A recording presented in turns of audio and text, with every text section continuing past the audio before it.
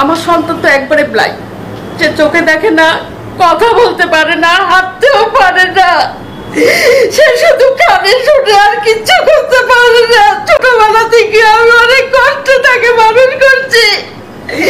এই সন্তান থাকার জায়গার অভাবে আমি ওর বাবার বাড়িতে দিয়ে আসি, ও কোথায় নিরাপদ থাকবে মা ছাড়া?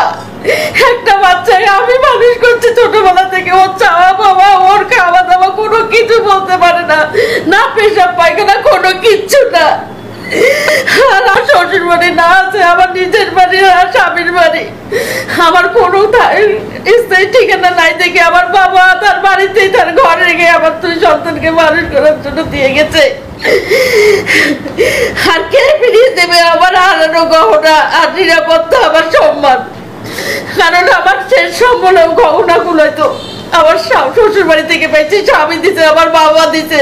আমি তো এখন আর ওই গহনাগুলো বানাতে পারবো না, যেটা আমার সন্তানদের ভবিষ্যতের জন্য আমি নষ্ট করি নাই, আমি ঘরের মধ্যেই রেখে দিয়েছিলাম।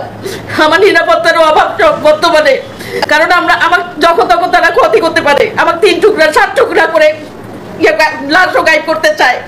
তা আমার জাতিগত কোনো শত্রুতা কারোর সাথে নাই। যদি আমার কোনো ক্ষতি হয় তাহলে আমার বোন জামাই বাবলু প্রামাণিক, বাড়িতে থাকা যে 2 ভাই মোস্তাক আহমেদ শেরু এবং রেজাল করি, এরাই আমার ক্ষতির কারণ হয়ে দাঁড়াবে। কারণ ওরা আমার সব সময় এখন হুমকি দুমকি দিচ্ছে আমার প্রাণনাশের। আমি ফাতেমা খাতুন।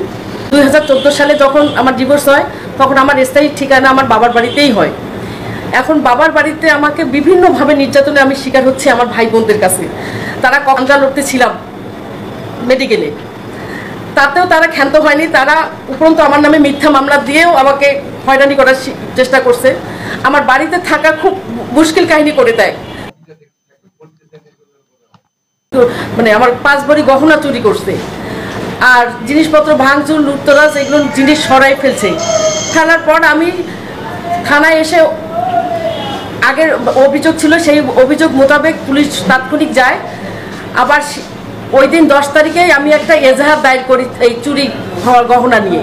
পর থেকে আবার স্থানীয় পর্যায়ে যত গণ্যমান্য ব্যক্তি আছে, তাদের আত্মীয় স্বজন আছে স্থানীয়, সবার কাছে আমি এই গহনা উদ্ধারের জন্য আপ্রাণ চেষ্টা করি, যেন আমার চুরি হওয়া গহনাগুলো আমার বোন জামাই বাবলু প্রামাণিক এবং বোনগুলো দিয়ে দেয়।